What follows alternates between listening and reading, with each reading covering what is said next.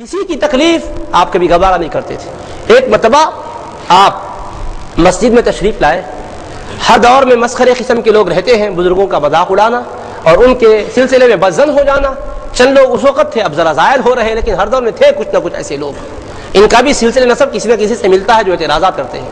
یہ نہ سمجھے کہ یہ یہیں پیدا ہوئے ہیں، اوپر کہیں نہ کہیں ان کا بھی خاندان چلتا ہے۔ ہر دور میں معترضین رہتے ہیں جو اولیاء کرام کی کرامتوں پر اپنی نارسا عقل سے اعتراضات کرتے ہیں۔ تو خیر، ایک بڑھیا کو کیا ذہن بنایا گیا اللہ جانے، لیکن اس نے یہ کیا کہ اپنے بیٹے سے کہی دیکھو تم زندہ ہو، تم کو ایسا کرتے ہیں ہم کہ جنازے میں لٹا دیتے ہیں، اور بالکل سانس لیتے رہنا، ایک دم بند نہیں کرتے، کپڑے کو اڑا دیتے ہیں، کفن میں لپیٹ دیتے ہیں، حضرت کے پاس پیش کر دیں گے تمہاری جنازے کی نماز پڑھانے کے لیے۔ اور بڑا چرچا ہے، بڑا چرچا ہے، بہت بڑی آپ کی شہرت ہے، یہیں پر حقیقت کھل جائے گی۔ آپ جب نماز جنازہ کے لیے آگے بڑھیں گے، تکبیر کہیں گے اللہ اکبر، تو تم ہنستے ہوئے باہر نکل جانا، سب میں حضرت کی بے عزتی ہوگی، استغفر اللہ۔ اس کا مطلب کیا ہوا؟ ایک عورت نے یہ اقدام کیا تو عورت اتنا نہیں سوتی، اس کے پیچھے بھی کام کیا گیا۔ عورتوں پر بھی بڑی محنت کی جاتی ہے، کیونکہ ان کے ذریعے سے فساد مچایا جائے، ان کے ذریعے سے شر پھیلایا جائے۔ تو آج جس طرح سے عورتوں کا ذہن بنا کر بزرگوں کے خلاف کہلوایا جاتا ہے، اس زمانے میں یوں بھی کیا گیا تھا۔ اس عورت کو تیار کیا گیا، اس نے اپنے بچے کو پیش کر دیا اور یہ اس طرح سے منصوبہ بنائی۔ حضرت کے پاس کچھ لوگ جنازہ لے کر آ گئے اور نماز کے بعد گزارش کی کہ حضرت جنازہ آیا ہے، نماز پڑھائیں۔ بندہ نواز ہے، بندوں کی حاجتیں پوری کرنے والے، اللہ کی عطا سے شفقت کرنے والے، مہربانی کرنے والے۔ آپ نے فرمایا کہ زندوں کی نماز نہیں پڑھائی جاتی، جنازہ مردوں کا پڑھایا جاتا ہے۔ وہ سمجھ گئی کہ حضرت بے خبر ہے، حضرت کو نہیں معلوم، لیکن پھر شرارت اور بغاوت ان کا مزاج تھا۔ کہنے لگے نہیں حضرت، آپ جنازہ لایا گیا ہے، جنازہ تو کسی زندے کا نہیں لایا جاتا، مردے ہی کا لایا جاتا ہے، آپ نماز پڑھائی۔ آپ نے پھر فرمایا جنازہ مردوں کا، نماز مردوں کی نہیں پڑھائی جاتی ہے، مردوں کی پڑھائی جاتی ہے، زندوں کی نہیں پڑھائی جاتی ہے، نماز زندوں کی نہیں پڑھائی جاتی ہے، مردوں پر نماز پڑھی جاتی ہے۔ تو کہا نہیں حضرت جنازہ ہی ہے۔ تو بہرحال بے انتہا اصرار بڑھ گیا، تو آپ نے کہا ٹھیک ہے سب بنا لو آپ لوگ سب بستہ پیچھے ہو گئے۔ آگے بڑھ کر آپ نے تکبیر کہی اللہ اکبر۔ اب ان کا منصوبہ کیا تھا؟ تکبیر کے بعد اس کو اٹھنا ہے، اٹھے گا، ہنسے گا، مذاق ہو جائے گا بندہ نواز کی، وہ شہرت میں فرق آ جائے گا۔ اگر ایسا ہو بھی جاتا تو اللہ پاک آپ کی شہرت میں کوئی فرق نہیں لاتا تھا، کیونکہ دنیا کی یہ محبتیں یا عوام کا مرجوہ اللہ کے مقبول ہونے کی دلیل نہیں بنتا۔ یہ عوام کا انعام ہے، آج اس کے پیچھے تو کسی اور کے پیچھے جاتی ہے۔ جتنا ڈانس کرنے والے لوگوں کو لوگ چاہتے ہیں تو کیا اللہ کے مقبول ہیں وہ لوگ؟ بہت سے بدعمل رہتے، فجر کی نماز نہیں پڑھتے، عشاء کی نماز نہیں پڑھتے، اور لمبے چوڑے خطابات اور تقریریں کرتے، ان کے پیچھے بھی لوگ نظر آتے ہیں۔ اور قرآن پڑھنے آتا ہے نہ حدیث پڑھنے آتا ہے، دعاؤں کے الفاظ غلط، سرکار کا کلام پڑھنے نہیں آ رہا، اللہ کے کلام کو صحت سے نہیں پڑھ سکے، اور باتیں بڑی بڑی لمبی چوڑی کرتے ہیں، ایسوں کے پیچھے بھی جاہلہ ہوتے ہیں۔ تو یہ حقی دلیل نہیں بنتا کہ یہ عزت کی وجہ سے کوئی ان کے لیے مسئلہ بن جائے، یا یہ عزت نہ ہو تو کوئی مسئلہ بن جائے۔ یہ عزت کے وہ طالب ہوتے ہیں، نہ اس کے جانے پر ان کو افسوس ہوتا ہے۔ اگر خدا نہ خواستہ وہ زندہ ظاہری طور پہ ظاہر ہو جاتا تو بھی بندہ نواز کی شان عظمت میں کوئی فرق نہیں آتا، آپ کے ماتھے پر بل نہیں آتا، مگر اللہ کو کب گوارا ہوتا ہے کہ اس کے ولی کا مذاق اڑایا جائے۔ انہوں نے مذاق کے لیے کھیل کرنا چاہا، نماز اللہ اکبر کہہ کر تکبیر سے نماز شروع کر دیے، پھر اس کے بعد دوسری تکبیر ہوئی، تیسری ہوئی، چوتھی ہوئی، چاروں تکبیر کے بعد جب سلام پھیرے، وہ لوگ کہنے لگے کیا بات ہے، کر ہم اس کے ساتھ ایسا معاملہ کیے تھے، کیا نیند تو نہیں لگ گئی اس کو؟ کیا ہوا؟ جب دیکھی تو کہاں کی نیند؟ ابدی نیند، سو گیا، موت، روح قبض ہو گئی، واقعی مر چکا ہے۔ آپ نے جو کہا نماز جنازہ زندوں کی نہیں پڑھائی جاتی، مردوں کی پڑھائی جاتی ہے، اور انہوں نے کہا کہ نہیں حضرت پڑھائیے، مردہ ہی آیا ہے، جنازہ کسی اور کا تو نہیں لاتے، زندے کو تو نہیں لاتے۔ کہا تو آپ نے کہا مردوں کی پڑھائی جاتی ہے، تو کہا نہیں حضرت پڑھائیے۔ کہا مردوں کی پڑھائی جاتی ہے، پڑھانے کے لیے کہا وہ نماز جنازہ مردے کی ہوتی ہے۔ کہا انہوں نے کہا کہ حضرت مردے ہی کو لائے ہیں، بس آپ نے کہا مردوں کی ہوتی ہے، خدا نے اسی وقت اس کی روح کو قبض کر لیا۔ اب اس کے بعد اس کی ماں پریشان ہو کر آپ کی خدمت میں حاضر ہوئی۔ اتنی شرارت کرنے کے بعد اب ہمارے جیسے لوگ، آج ہم جیسے کم سوچ والے اور بالکل معمولی حوصلے والے رہتے تو کیا کرتے تھے؟ حضرت کی بارگاہ میں اتنا سب کچھ کر کے بھی اب وہ آ کر معافی چاہنے لگی، حضرت معاف کر دیجیے، حضرت بہت بڑی مجھ سے جسارت ہو گئی ہے، اس طرح سے میں نے کیا، بہت برا میں نے کیا ہے، آپ معاف کر دیجیے، بس میرا بچہ ہے چلا گیا۔ بہت منت و سماجت کرنے لگی۔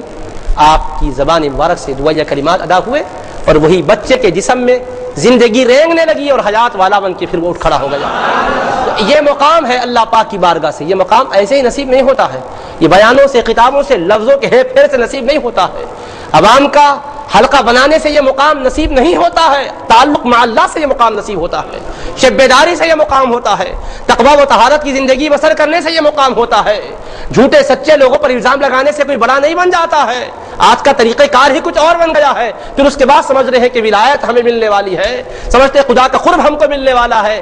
یہ دھوکوں سے نکلنا چاہیے ہمیں، اور اللہ اس کے رسول پاک علیہ السلام کے بتلائے ہوئے طریقے کے مطابق بزرگوں نے جو زندگی کی ہے، گزاری ہے، ان کی زندگی سے روشنی حاصل کرنے کی ہمیں ضرورت ہے۔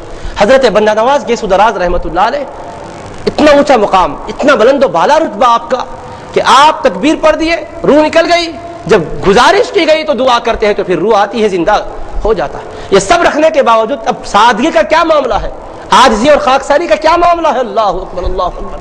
اپنے پاک پروردگار کی بارگاہ میں تواضع کی تعلیم دے رہے ہیں، حفظ اوقات کی تعلیم دے رہے ہیں، مریدوں کو فرما رہے ہیں کہ تواضع اور خاکساری کو اپناؤ، ہمیشہ دنیا میں دوسرے کو سمجھو وہ ہم سے اچھا ہے، اپنے آپ کو سمجھو ہم سب سے برے ہیں، اپنے کو غلط سمجھو، اپنے کو متقی مت سمجھو۔ اللہ کا فرمان ہے فلا تزکوا انفسکم هو اعلم بمن اتقى، اپنے شان و عظمت کے خطبے مت پڑھو، اپنی عظمتوں کے نعرے مت لگواؤ۔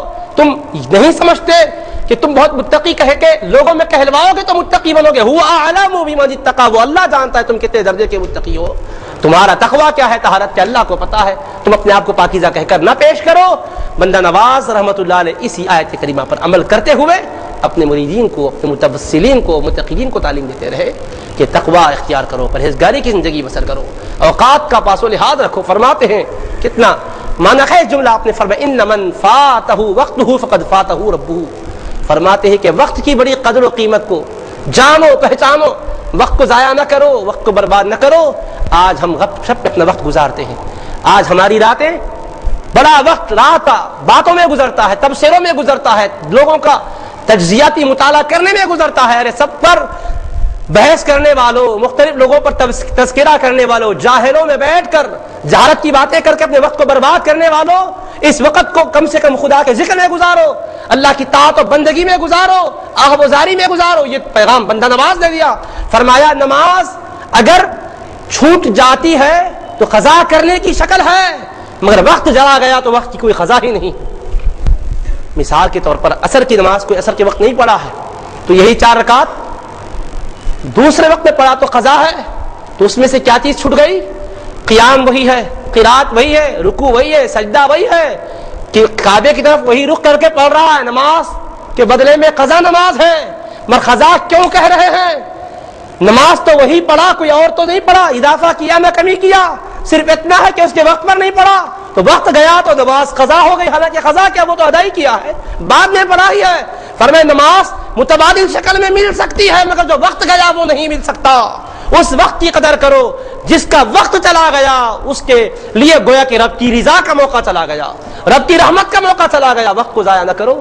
آج اس نصیحت کو سامنے رکھ کر میں اور آپ ہم سب اپنی زندگی کا جائزہ لیتے ہیں تو سب سے بڑی آفت یہ ہے کہ ہمارے پاس وقت کی قدر ہی نہیں ہے، وقت کتنا ہمارا برباد ہو رہا ہمیں کوئی اندازہ ہی نہیں، وقت کی قدر ہے نہ وقت کا ضیاع جو ہے اس کا کوئی اندازہ ہمیں ہو رہا ہے۔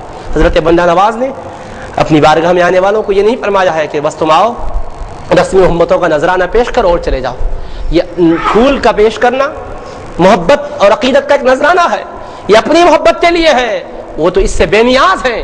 انہوں نے جو ہمیں تعلیم دی ہے وہ یہ ہے کہ اپنی زندگی کو گلشن بنا لو، اپنی زمنستان حیات میں ایسے پھول کھلاؤ کہ آنکھیں بند بھی ہو تو یہ پھول کی مہک تمہیں عالم برزخ میں مہک دے رہی ہو، محشر میں تم کو مہک مل رہی ہو۔ یہ بندہ نواز کی تعلیم